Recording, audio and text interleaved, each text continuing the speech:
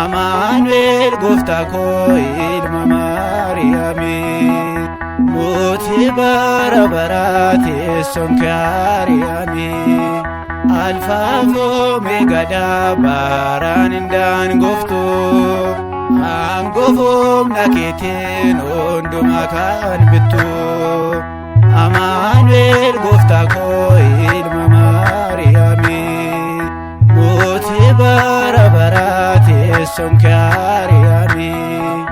Alfaaf Omeegaadhaa baraan hin daangoftu, aangoof humna keetiin hundumaa kan bittu.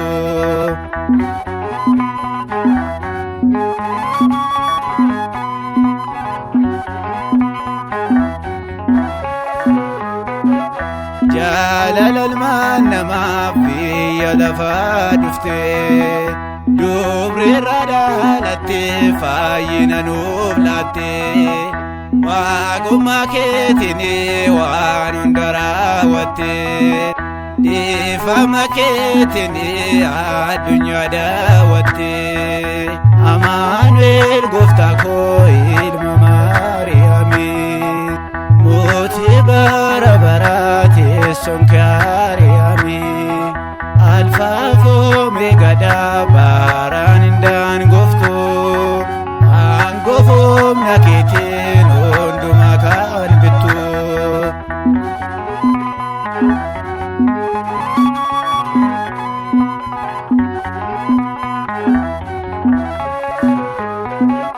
Waaqummaa keetiin dhiifama nuuf laatte, cubbuu keenyaaf jecha fannoorra nuuf oolte.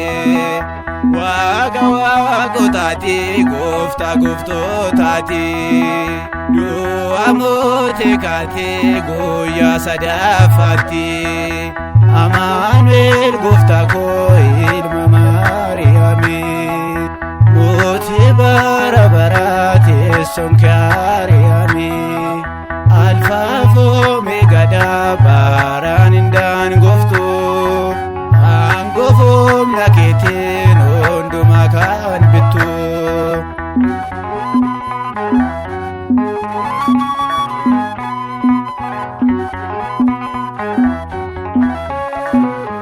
Ati Elshadaay hunduma dandeessaa, guyyaa kabaja keessitti nugaa.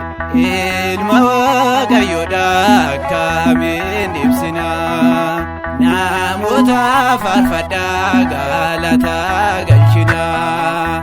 Amanuel gooftaa koo ilma Maariyaamii, mootii bara baraa teessoon kee Aariyaamii. Alfaaf Omeegaadhaa baraan hin daangoftu, aangoof humna keetiin hundumaa kan bittu.